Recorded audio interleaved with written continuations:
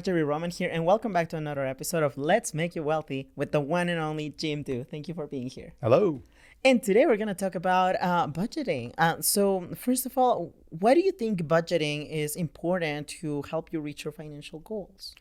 The problem is a lot of people, they just spend. And whatever comes in goes out. And I don't know if you've ever had this, but it seems like whatever's in the bank account, all of a sudden I find something that I want to buy with that money.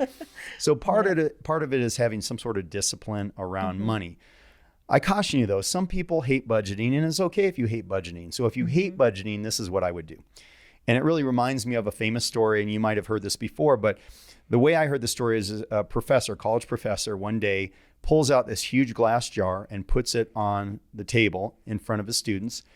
And he pulls out from behind under the table that they can't see, he pulls out these big rocks. And he puts the big rocks in this big glass jar. And when he gets it to the top of the big rocks, he says to the class, "Can I fit anything else in?"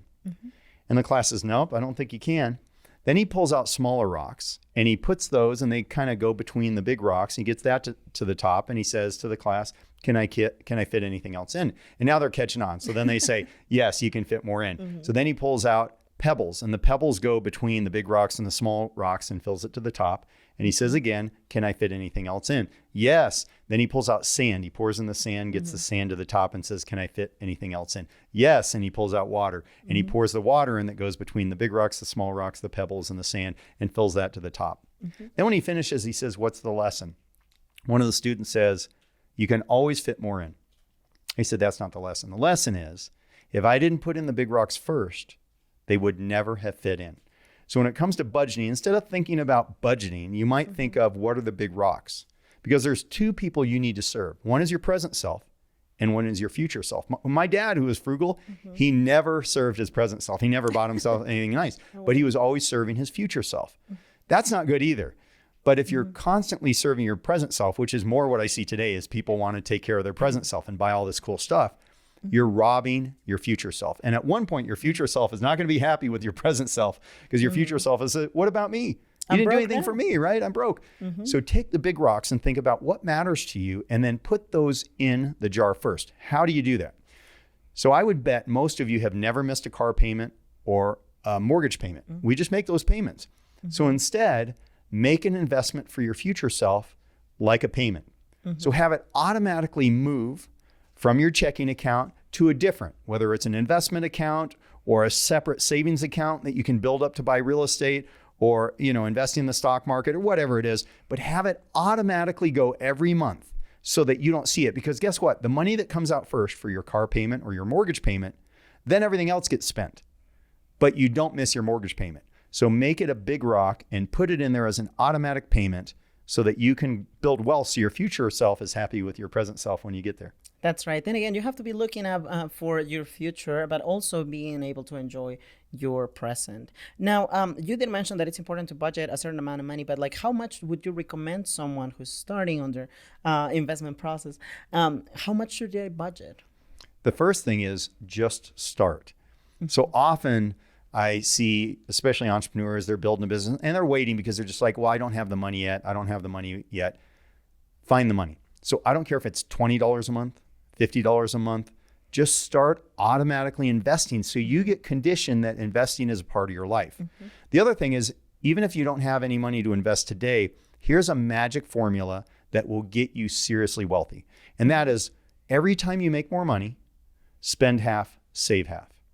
Every time you make more money, spend half, save half. So even if you're not saving much of anything today, you can imagine over the years, as you're making more and more money, pretty soon overall, you're saving 20%, you're saving 30%, you're saving 35% of what you make, but you're not suffering. Your current self is not suffering because you're still being able to do more cool things, have life experiences.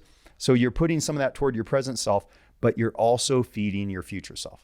That's right. And it's a good way to keep your budget updated with the new income that you're receiving, especially like as you start investing, you're going to receive even more profits that are coming from those investments. So you want to make sure that you stay on top of that. When it comes to budgeting and financial goals, though, what are some of the financial goals that you would recommend people to have when they start their investment journey? Because I know that everyone starts at a different point in their life. Some people have more income now. So what are some of the financial goals that you would recommend people to look for? So one would be, what could you turn that portfolio of investments, whatever you're putting money in, what kind of income could you create off of that in the future? That's one good question. So if it's real estate or if it's stocks, it doesn't have to be current income that you're getting, but if I wanted to turn on the income, how much would I get? And then set that number. And if that number is equivalent of the income you could pull off of a portfolio is equivalent to the income you need to live, now you've got freedom. So that's one goal I would think about. The other thing is, I think it's important to think about what I say is a compelling focus. So billionaire families that I've spent time with, they always have a compelling focus, and you should too. And that compelling focus will pull you forward about why do you want to get wealthy and what are you going to use your money for? So in my case, when I was a kid growing up, my mom was amazing. She passed away a few years ago, and she was just so loving and so caring. And I said, when I was young, I said to myself, one day I'm going to do something for my mom. I'm going to support her in some way. I didn't even know what that meant, but it was a compelling focus that pulled me forward. Fast forward to when my mom was in her 80s, my wife Mimi and I went over to her townhome, and we noticed it wasn't clean. The toilets weren't clean, the floors weren't clean, and my mom always kept a clean house. And it hit us. We realized my mom can't physically clean the house anymore. So Mimi and I talked about it. We sat down with my mom, and we said, Mom, we're going to bring in cleaners. Every 2 weeks, someone's going to come clean your home. Oh, wow. It wasn't that big a deal. We could easily afford it. But I get a little emotional thinking about this because my mom cried. She got tears running down her face. And my mom wasn't a crier. She was a tough farm girl from Ohio. And she cried. She was so moved. And every 2 weeks, my mom would call me. I'd answer the phone and go, Mom, what's up? And she would say, it's Christmas today. I go, it's Christmas today. And she said, yeah, because the cleaning people are here. Oh. So thinking about what compelling focus, something you could do for people you love, a charity you care about, your kids, your grandkids, something that compels you. So having money so that you can have cool stuff, that's great. And you want to build that in. But also, what can money do for people you love? That's where you're going to feel that power and that fulfillment. That's right. And I feel like you, by having that goal of truly helping your mom later on, that's what motivated you, what encouraged you. Because I feel like as a business owner yourself, you have seen ups and downs going in your business, challenges that you had to overcome. But you always had that vision of helping that one other person, that other special person in your life, which was your mom.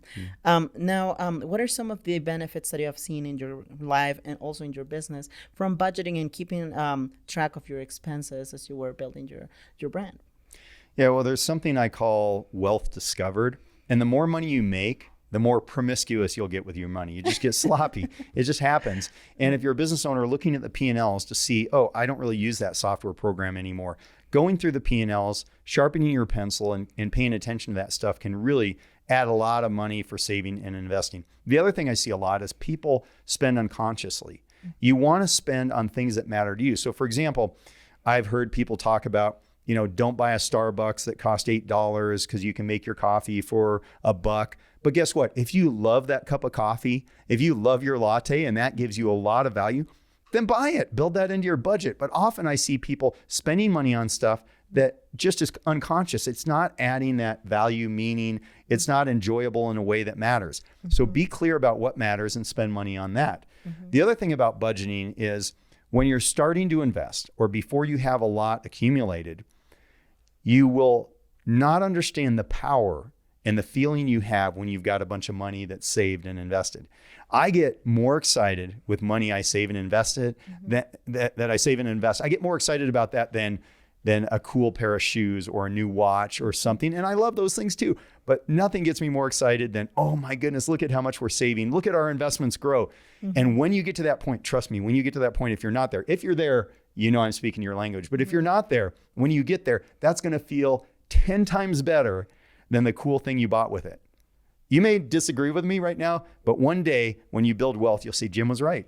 I do feel better about that than I did that thing I bought 10 years ago. That's right. And even if you look at big celebrities, big people that are really billionaires, you see Steve Jobs, for example, he had the same outfit and he was not spending his money on like a different pair of shoes or a different shirt. He was more focused on building his business, and that was already bringing him joy. So you will be getting there. You're going to get into that point where you think more about building your brand, building your business, building that legacy for those that you truly care about instead of just a pair of shoes or a watch or even a car. What are some of the tips that you could give our audience when it comes to budgeting so they can teach it to their generations as well? I think a simple thing you can do with kids is teach them I like 3 buckets. I like your bucket to save, your bucket to spend, and your bucket to give away.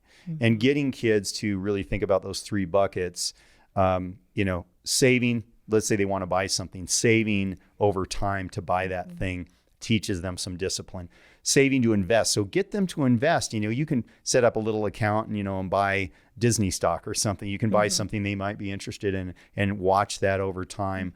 And then the third thing is giving. I think giving is such a powerful thing.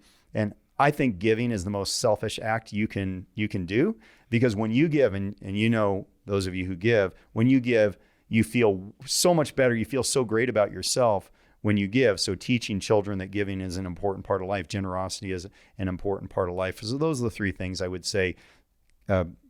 Put money in, save, invest, and give. And if I have time, I'll tell a quick story about my dad. For sure, yeah. So my dad used to say to us, because again, very frugal, so I didn't have anything fancy, but if we wanted something that was over and above, my dad would say, okay, you save half and I'll meet you with the other half. I'll match you. And so I wanted a drum set when I was in like 6th or 7th grade. And so of course, every parent, the last thing they want their kid to get is a drum set. So my dad said, you save half, I'll meet you with the other half. So I saved the half. Took me a long time. I saved half. So we bought a drum set. I got tired of it. So then I wanted to get rid of the drum set. And when my dad bought the drum set, he said, if you get tired of the drum set and we have to sell it, my money comes out first, like the bank. Wow. So you take the hit. If you make money, you can keep it. But any hit you take, I get my money out first. So I got tired of the drum set. I took it down to a place in Tucson, Arizona called Beaver's Bandbox, where they sold it on consignment. They called me 2 weeks later. They sold that drum set that I bought from another kid, and I made money. Oh, wow. So my dad was really bummed out because my dad wanted me to learn this lesson. He wanted me to lose money so that I'd feel the pain, but I made money. And I just remember my dad shaking his head. Did you give him his money back, though? Oh, yeah. I had to give dad his money back. He got his money out first, so I kept the profit. That's right. Yeah, I just remember my dad just shaking his head. He was just very unhappy with that. But well, anyway, I feel like if anything, it kind of give you a little bit of a business idea. So he gave me a business idea, and then it also helped me understand that you don't just get stuff. You have to save over time. And in fact, now if I want a fancy watch, I like it if I can't get the watch, if it's not available, because I like to delay the gratification and feel like I'm saving for that special thing that I want to get. Exactly. And if anything, it gives you that drive, that motivation to keep going, to reach that one goal that it's a little bit far away, but you can still make it. Yes. Thank you so much again, Jim. And thank you to our audience. So we're going to see you on the next episode. And don't forget about budgeting, because it could change your life. Bye-bye.